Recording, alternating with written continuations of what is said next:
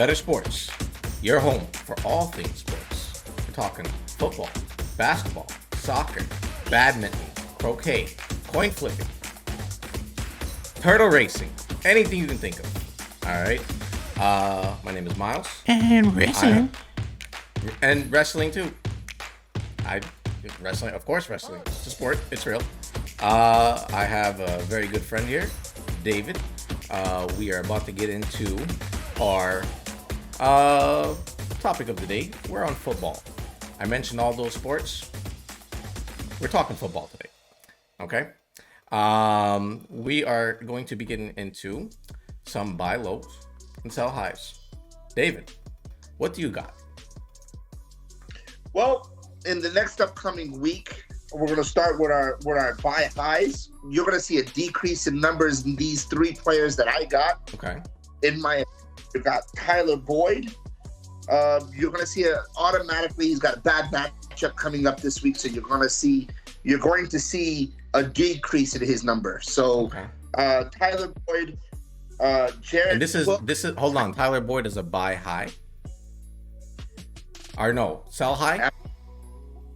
I'm sorry? Tyler Boyd is a sell high? He's a buy high. Or buy low? We're buying low and we're selling high. Buy low. Wait a minute. Now, we're talking about buying low and selling high as if we know. Realistically, the title should read buy high and sell low, because that's a little more realistic to what's going to happen. We're going to pay a lot for these players and we're going to wind up losing.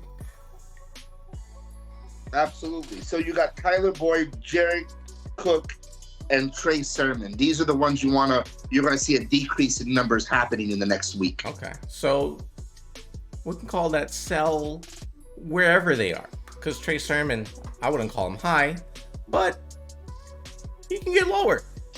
Lord knows he can get lower. He's been lower. So sure. Yeah. Who's your main, would you say, out of that bunch that you would buy low or sell high on? I would say out of those three right there, I see a decrease in Cook. So I would say Cook would be my number one there. Okay. Cook, there's a couple Cooks. What Cook we're talking? Jared Cook. Yeah. What did he put up? 15 points? PPR? I think it was 13 points this past week. Everybody's desperate for a tight end. I see no reason why you couldn't sell him.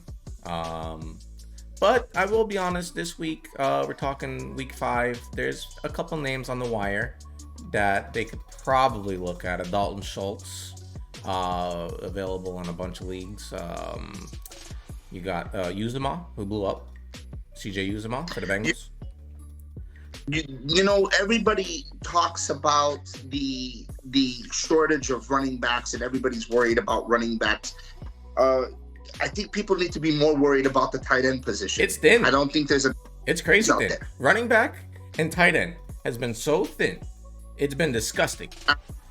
So if you got Cook as a tight end, you got Jared Cook as a tight end, I would say that this is a person that you could sell high. Okay. And you can get some good value from him, because he's going to have a decrease in numbers. If you want to get rid of him and you've got somebody else that you could put in his place, I would say do all you can right now. Okay.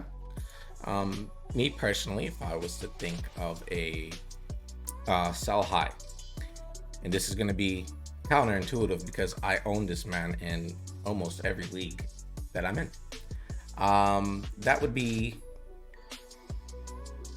Cooper Kupp. I believe that Cooper Kupp is not going away, but the 30 points a game situations you're seeing it's not gonna he can't maintain it. And we're seeing Van Jefferson peek his head out every now and then Robert Woods, I feel like, is about to become Robert Woods, basically.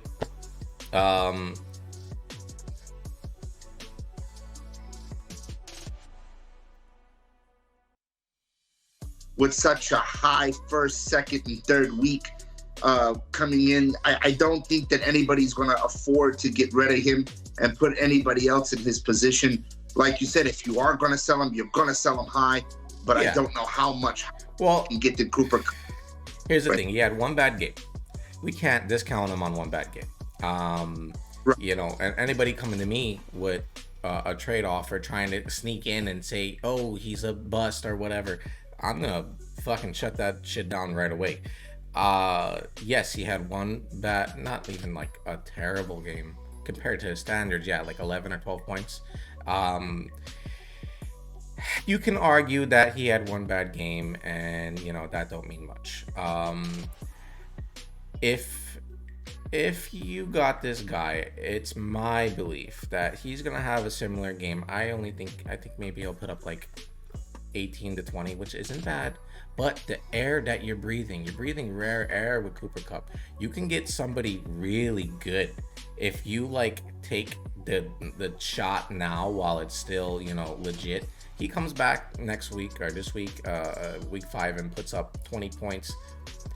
The wide receiver position is so deep, and there's so many guys that's even off the wire that can give you comparable numbers. A 20-point game out of Cooper Kupp is still good, but it's gonna make him look a lot like those guys. The difference between 20 and 30 points is huge. I think Cooper Kupp can be moved. What would you say? What would you say his value is? Would you call, if you were going from Cooper Kupp to a running back, would you call it a running back 2?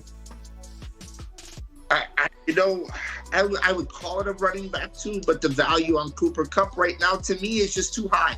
I don't think that his value is so high right now, it's unrealistic, to be honest. Even with the bad game? All day that it's unrealistic, but all we could do right now is sit back and wait and see what Cooper Kupp's going to do. Again, being who he is in that wide receiver position, if he continues, you're looking at a running back 1 that you could trade for. So you gotta sit back and wait. Like I said, if you got Cooper Kupp, it's you're on, like you said, rare air that you're breathing. I don't think that anybody's gonna wanting to trade him for a running back 2 at this point. I mean, I agree. Maybe I shot a little high on running back 2. I would call it maybe between 2 and 3. And I had the same, even rarer air. We could mention Mike Williams. Mike Williams put up a bad game. Let's just fucking say it. He put up a really nasty, I think, 2 or 3 point game. I don't know what happened there. Bad game. Now, Cooper Kupp's the guy you took him. I think I took him in the 3rd or 4th round. I can't remember. Maybe the 4th round. Mike Williams, I got that guy in the 11th round. And a lot of people got him late in their drafts. You're talking about selling high. Sell high on Mike Williams. There's a lot of people, a lot of analysts that are preaching the exact opposite of what I'm saying. Maybe it's fear because I took an L this week, and he definitely assisted in that L. I guess I'm on tilt. And I think if you're in a league with someone, a Mike Williams owner or a Cooper Kupp owner that finds himself, losing a game or 2, I think you take advantage of that tilt. You got to pay attention to your league, the streaks, the losing streaks. 2 losses in a row, the best team, the top dog is going to be on full tilt. He's going to be nervous, and then you got your players performing like that. You could take advantage of it. Yeah. So let's talk for a minute. Let's go to buy lows. Who are you buying at a low position right now that you think you could buy low and that you're going to see some big numbers coming up in week 5, week 6, and week 7? Buy low. A good buy low for me. I think you could buy low on a Kyle Pitts. A Kyle Pitts or a TJ Hawkinson. These are 2 solid tight ends. I would lean more I'll make the argument for Hawkinson. The guy's a beast. He's like a top 5 tight end all day long. defenses are figuring him out, and it's not hard to figure out. They got one guy that's a killer. And so he's getting covered, and he's been shut down the last game or two. But they're gonna draw something up. That Quintus Cephas is breaking out. I believe Amon-Ra St. Brown is due to break out. He has to. They can't just sit there and it can't just be the TJ Hawkins show. As these guys break out, and they're gonna break out, I believe, in the next week or two. They have to. And they have no reason not to give these guys chances. This team is 0-4. They need to try different shit, which should open up Hawkinson. And like we said earlier, tight end and running back are scary thin. If you could buy low on Hawkinson right now after the couple bad games that he put up, I think in a couple weeks you'll be very happy that you did. Yeah, TJ Hawkinson. That's my buy low. Agree on one thing. I can't believe, in my opinion, that you put TJ Hawkinson in that buy low category. Second most targeted tight end in the NFL. He had one bad week so far in week 4, where he got pulled out in the second, and he got pulled out for a knee injury. Oh, was there a knee injury? I'm sorry? I wasn't aware there was a knee injury. There was a knee injury? Yeah. It's not, I wouldn't say an injury. He still practiced, but it's not, I don't see putting TJ Hawkinson, and I'm not only saying that because I have him in my league.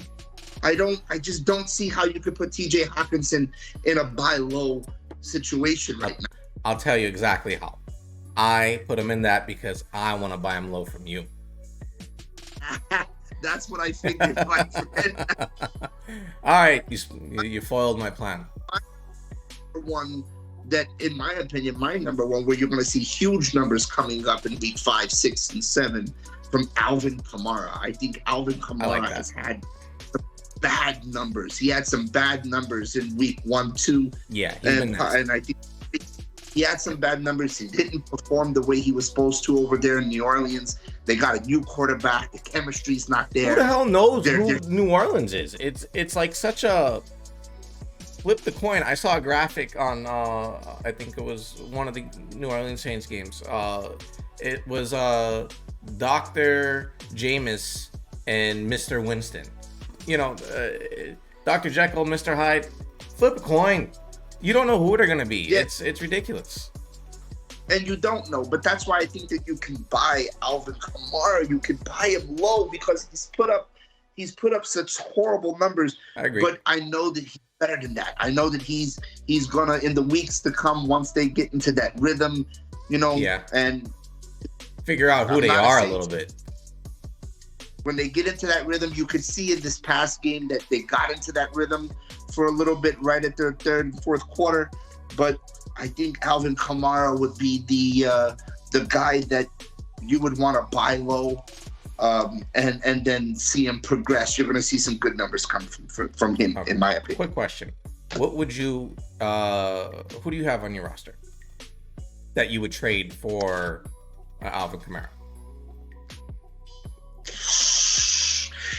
You got that. That's a tough question, and the reason why that's a tough question. Not saying that you have to do it because whatever, but I mean, like, what do you see? What would you put his value? Like, what would you pay for him? In other words, you can go for. I would trade like a Brandon Cooks for Alvin Kamara.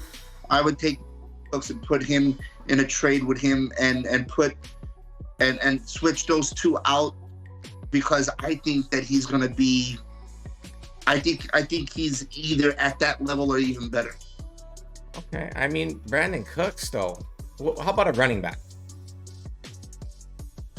I'm looking at it that you could put him. Well, I don't have anybody on my bench that I would trade on a running back because I'm thin on running backs. But you asked me of who I had on my team. And the only thing I got on my team that I'm willing to trade for him is Brandon Cooks, because I could put him at a flex position. But as far as running backs on my team, I don't have anybody that I could trade that would be of equal value. Would you take like Alvin Kamara? Would you do Dalvin Cook because you have Dalvin? Would you do Dalvin for Kamara and a piece like a wide receiver too? No, I don't think I could afford to. Anybody in their right mind could afford to. Listen, when Dalvin Cook is on, and you're talking about right now the number one running back in the NFL, with Christian McCaffrey out, everybody knows the health issues. Same thing with Dalvin Cook, the health issues. It goes back and forth, but when he's on, you're never gonna even put those two in the same category. Okay. Even with a little extra on the side. The extra is just to make the numbers look right. Any fantasy football knows what that is. It's to make numbers look right. Nobody wants that. No. And nobody's going to Dalvin Cook for Alvin Kamara.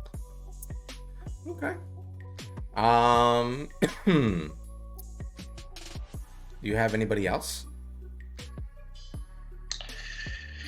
Damian Harris for New England. I also believe that he had a couple of bad. Yes. I think had a couple of bad weeks. I went over some numbers from him. Definitely. Again, that New England connection with that quarterback is just not there. So I know he's greater than what he is. I know he's got some great numbers coming up. I just don't think that his numbers happen yet. So if you want to trade for him or put him in a trade and get him on your team, I think that you will see some great numbers coming from him. Yeah, I have Damian Harris on my team. And I also have Antonio Gibson. I'm benching Gibson this week just because it's a bad matchup and he's questionable. He's dealing with some kind of like injury, whatever. And the matchup with Harris is just sweet. So I'm gonna roll Harris just because I have the same faith that you have. He's gonna show up. And I think, if you could buy low on him, buy low on him. Absolutely. Yeah. Absolutely. And my very last person, and then we're going to move on to my favorite part right now is my predictions for week 5. Oh, yeah. But the person really quick you want to buy low, I believe, is Chubb. I believe Nick Chubb had a bad 2 weeks, but I don't think we'll see the potential in him. And I think that to watch how Cleveland right now, my God, playing, even with the record they've had, they're playing hearts out. Their hearts are on that field. And you're going to see some good things coming from Chubb. I personally cannot stand him. I hate his guts. It's just, when you go to start a player, and this is going to be your number one, okay? I don't want to flip a coin on my number one. Because it's either Hunt or him, and you can never start this guy without flipping that coin. Playing start sit, you're gonna start him, but in the back of your mind, you're gonna look at like a RB2-ish 3 if you have it on your bench, and you're gonna think about it. You know what I mean? And then if he puts up a dud like he's been doing, it's gonna kill you. But can he blow up? It's fucking Chubb. He's gonna do it, man. He's gonna have his games. It's really his role. It's just Hunt is stealing. He's vulturing on the goal line. He's looking good. He looks explosive. It's a tough situation. It's McKissick and Gibson. I want to root for Gibson because I think he's, excellent and he's the shit and all that, but it is what it is. Fucking McKissick's explosive. Same thing with Ezekiel Elliott and Tony Pollard. I love Pollard, but I think you have not seen great numbers from Nick Chubb yet, and I think that great numbers for him. I really do think so. So if you got him, this is my opinion. If you got him in your fantasy league, hold on to him. Definitely. Or you know what, you can get, I think, better because there are great numbers to come from him. Great numbers. Yeah. And this is why this is such a good buy low, because you got a guy like me that, we're going over all these numbers and I still hate him. So you're going to have an owner that's going to be fed up with him and they're going to want to move him. Yeah, So excellent buy low.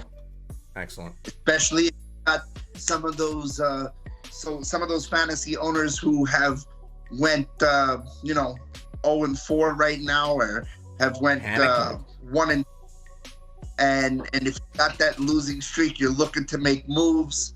And guess what? Some of these names like Nick Chubbs and Alvin Kamara, you can sell them and you can make something out of nothing here. So Absolutely, take advantage. Don't be dumb. that's right.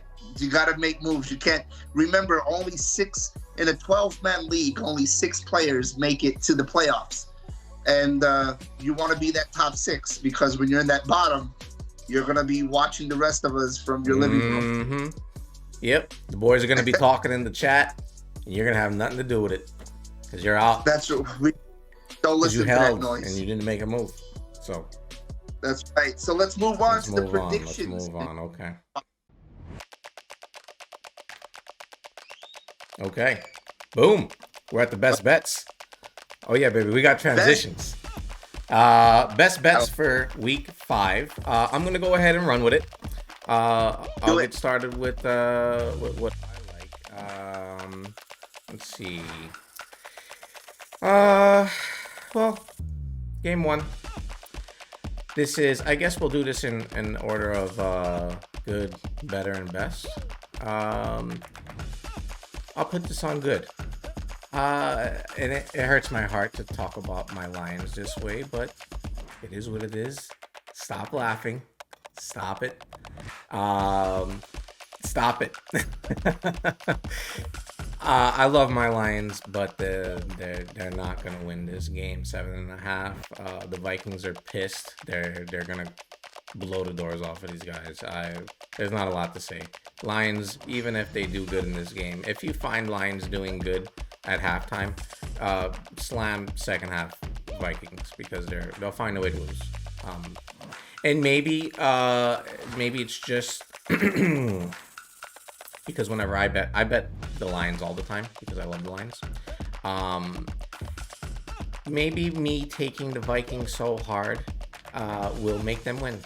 So maybe they deserve to be in here just because of that. Maybe they'll have a little reverse curse situation here. My next game, the Bengals and Packers. I love the Packers here. Don't think too hard about this. Aaron's gonna fucking rock them. I'm crazy about this bet. I'm gonna be putting straight bets on this. I love it. And my best bet of the week. I mean, just what the hell? I'm taking the Titans. I'm betting the house on these guys. This whole thing I mentioned to you guys, the Lions, the Bengals, the Jags, I'm taking that all in one big parlay, and this is my favorite one. Titans all the way. I believe this game is in London. Is this game in London? I'm not sure. It's gonna be a beatdown. The spread is nowhere near where it needs to be, and I get scared of these games, the ones that are so just guaranteed. There's usually the fix attached to them.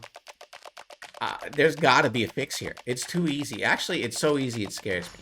It really does. I'm in love with it. And you got, the Jags coming off of that fucking, ugly ass game. Urban Meyer. Urban Meyer thinks he's still in college with those plays, going for it on 4th down, 4th and goal. Could have kicked the field goal. They go into the second half with like this weird, mood on them. I feel like if they would have kicked the field goal, put some points on the board, put an extra possession out of reach, I feel like the whole mojo would have been different. I blame Urban Meyer. And speaking of this fine gentleman, this guy was just caught like this. That's your boy Urban in the bar with a woman who was most certainly not his wife. Okay. And at first glance, I thought to myself, you know what?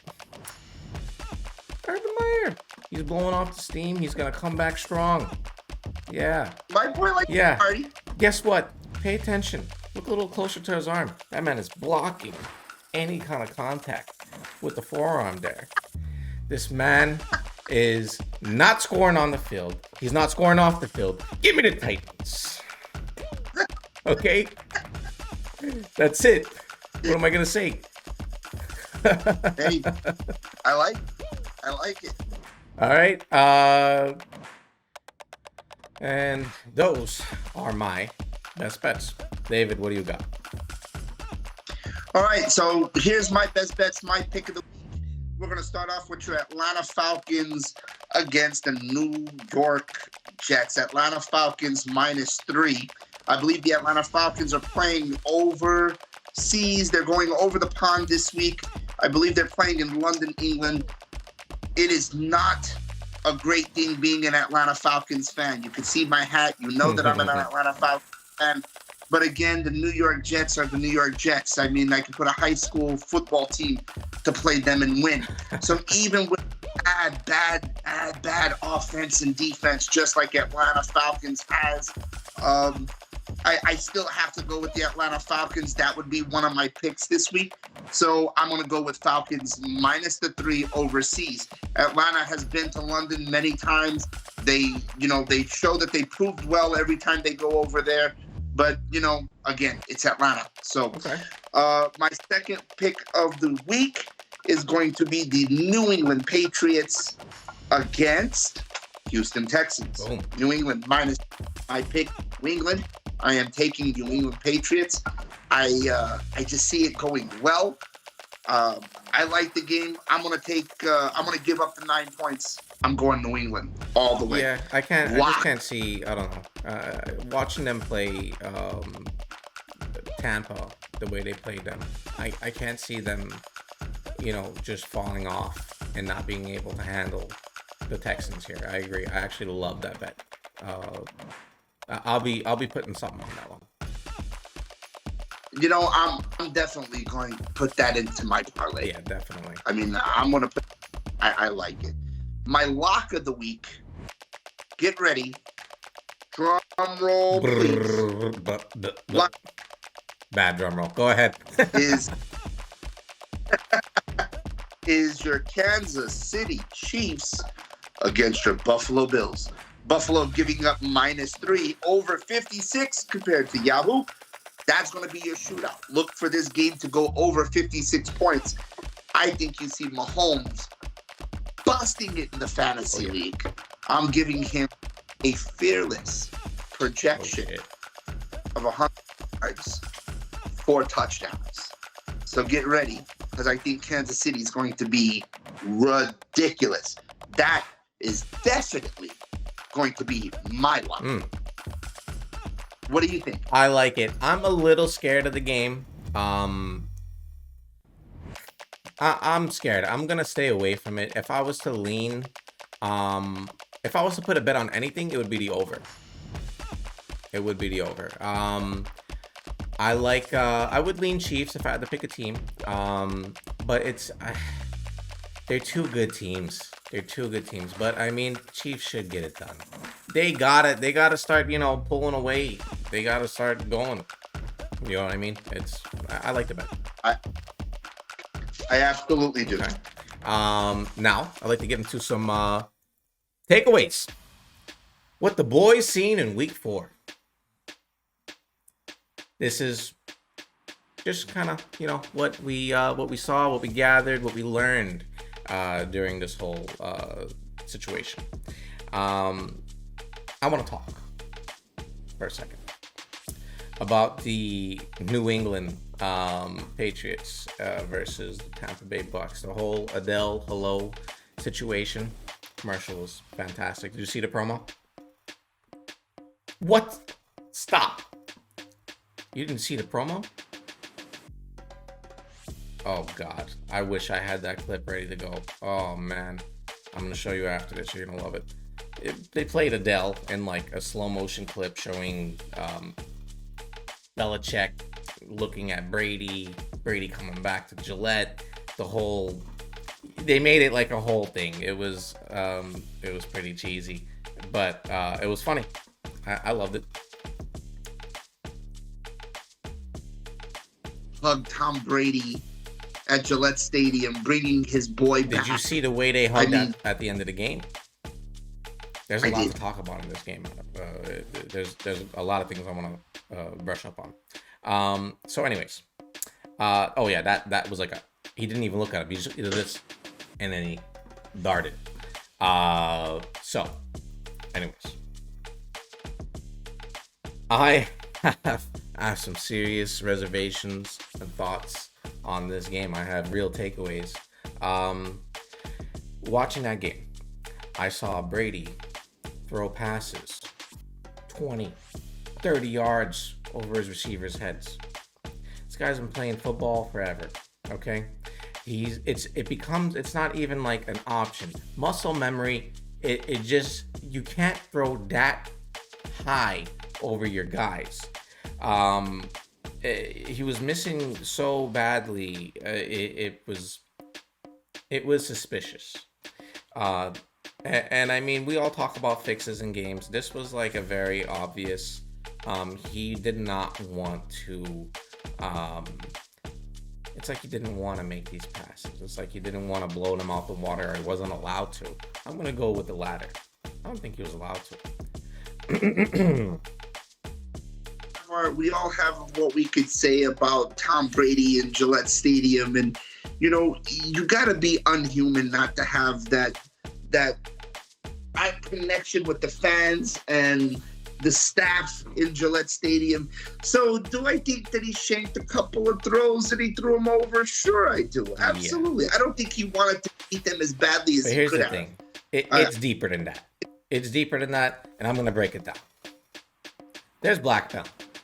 I'm convinced there is blackmail on that side from New England.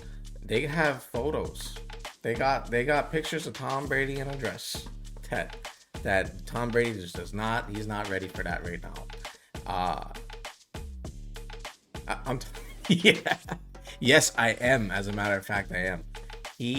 There's blackmail involved. Let's call it that. It's either a picture or something he did that like Belichick's like, fuck up, boy. What a pie. You understand? I fucking made you, boy. I'll break you, boy. And I believe it's not just Belichick. I believe it's his son. I mean, the guy has everything to do with it. He has something to do with it, guys. Stay off the drugs, kids. Bad salts are. What? Let's play a little game. Which drug do you think Belichick's son is on in this clip? I would, listen to me. It's either bath salts or black tar heroin. I'm going towards black salt, bath salts. That looks like a little it could zombie be apocalypse. That's a pretty severe look, and I imagine Brady lining up to the line of scrimmage, takes a look to his right, sees that. You know what happens? Woo! Throw it up. Just air it out. So that's my takeaway from this game. There's blackmail involved. That man is definitely involved. I feel bad for him. Whatever it is, he fucked up. So, David, go ahead. He's in a fucked up situation. It's not good. You can't have it all.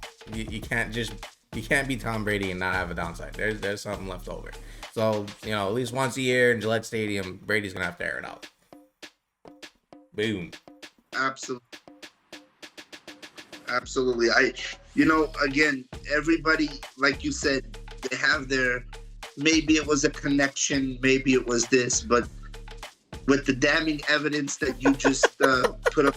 I took the time to find the clips. I really needed to show it. Was we not going to talk about it? No, of course we're not going to bring this up. Why is this not like everywhere? That's fucking weird. It's fucking weird.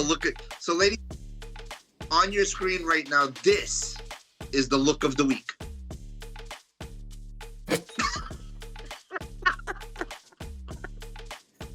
Yep.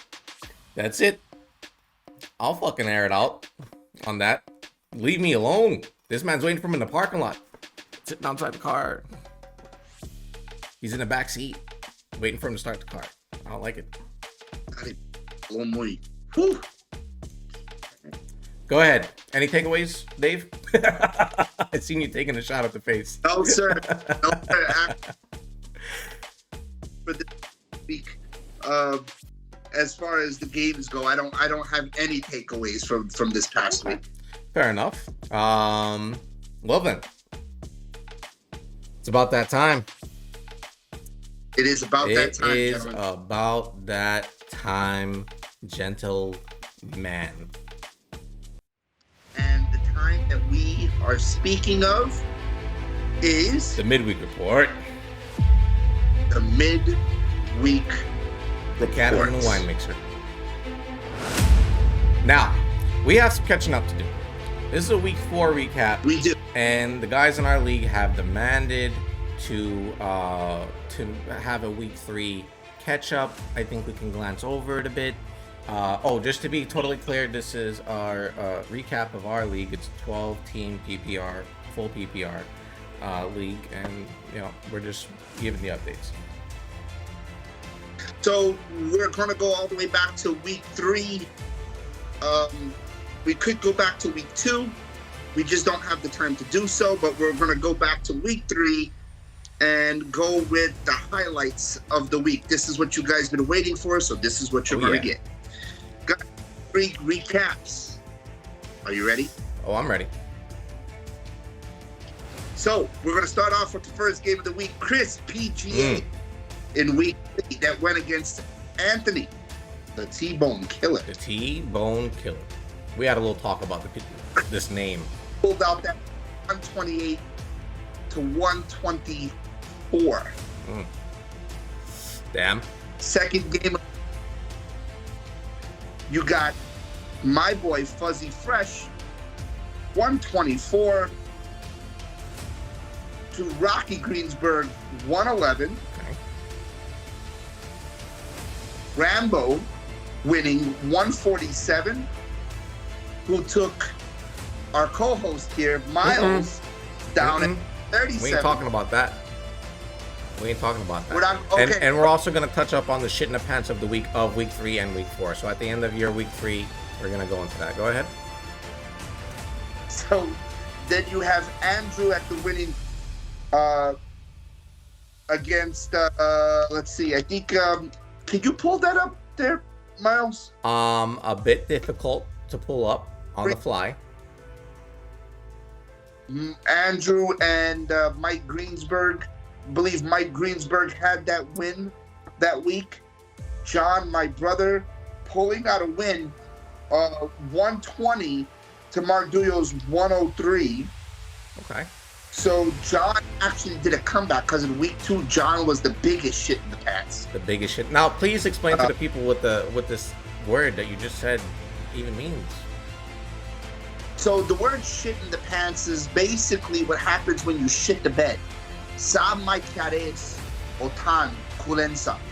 And what happens is your team basically became full of shit and put you up very, very, very low points. Now in week 2, because my brother drafted the entire Atlanta Falcons. He's a fan. And he is Not a quite fan. the strategy for fantasy, but he's a fan. He's staying, loyal.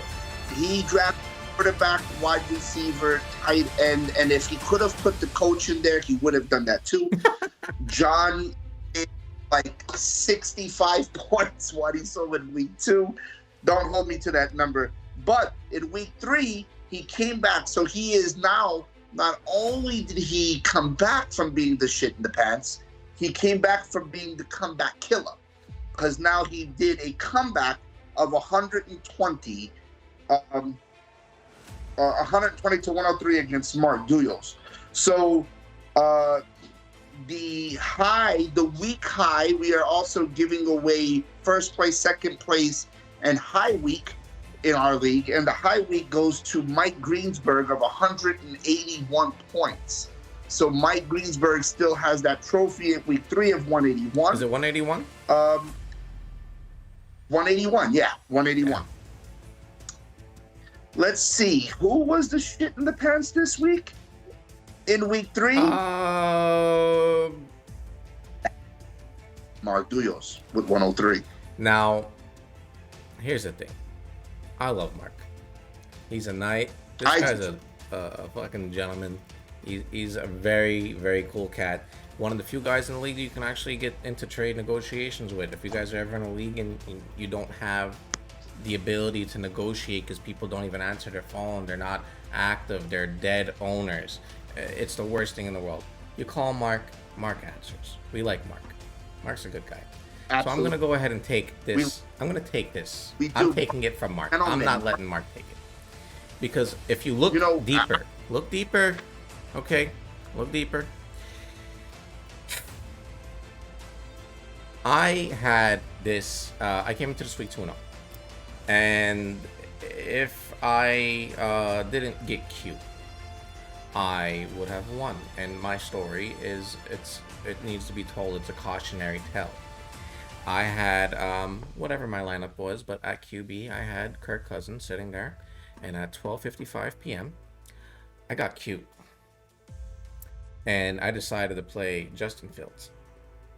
And I said to myself, if Justin Fields puts up 15 points, whatever, that'll be good enough. I know Kirk Cousins is good for like 20, 25. I'll take the upside potential. He's got the start. He's going to kill it.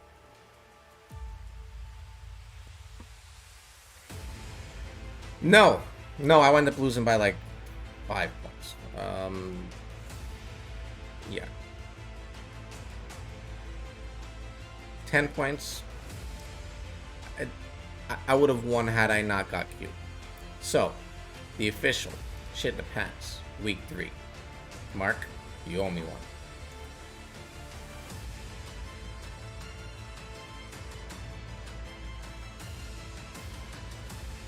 Thumbnail.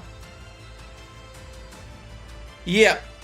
I deserve it. I earned this one. I trust me, there's no part of me that wants this. I earned it. This was it. It's not just about the lowest, points scored. There's bad weeks in fantasy. It's the worst move. It's like this is what makes a shit in the pants a shit in the pants. I shat my pants. You shat your pants, baby. So, I'm going to take that. Let's get into week 4, please, David. You want to go into week 4, my friend? Yes, sir. Let's get it. Let's do it. Do you have any particular order you want to go this in, or we'll just start off with yours truly right here, David Gadsden. Go ahead. 146 against his brother. You played your brother this week? Yeah. You played your brother this week? I did. Not know that. Damn. I did. Cain versus Abel.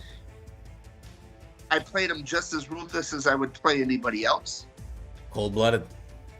And it was a score of 146 to 114. Nasty. With one of my key players who is in my flex position, DJ Moore, putting up a whopping 31 points. Yeah, you went off. Man, so I that was again, John did well. He did okay. Some of his players didn't perform well, but whatever it was, he was not the shit in the pants. No, he was not. Andrew 120 to Mark Duyos 100. Mark Duyos had Hines that put him up 1 point. Going to the next game, 149 Moose Chris Soprano to T-Bone Killer 106. Did Chris get that win? Chris got it, 149. Well done, Chris. Can we just Can we take a He moment? broke the streak. Whatever, man. He did it. Deserved it. Let's take Not a a bad brief. team. Just playing. The team's been shit for him, but he did it. Good on you. Good on you. All right, carry on. I was like more excited than anybody. I'm like, yeah. So we're going to move on to the next game, which is going to be Rambo and Mike Greensburg. Rambo 123. Mike Greensburg taking his first L Oh yeah. at 109. Still got high week at 181. So, that's something to still hold on to. You still have the high week. Yeah. But you also lost first place Mike Greensburg to yours truly, David Gadsden. But you got your high week 181. Now, the last game of the week. The last game of the week. This of week 4, the last game I'm reviewing here on week 4. I think we're out of time. Really? No. What? And that's our show. Good night. No. Wait. What is that? Wait. Yes. We still got a few more minutes to go. Whatever, man. Just get it over with. Rip the Band-Aid. Rocky Greensburg pulls out a win. 119 to a losing number.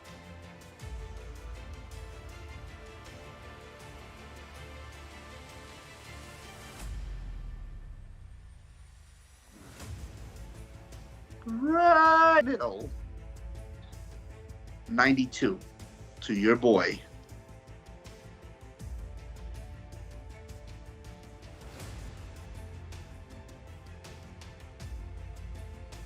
Listen.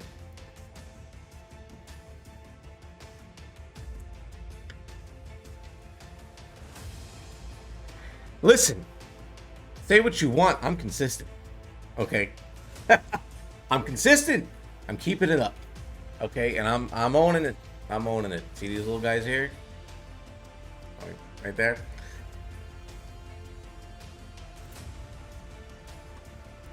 With a name for a team like Two Girls, One Cup, I may have had this bad juju coming. Okay, I did nobody no favors by choosing this name.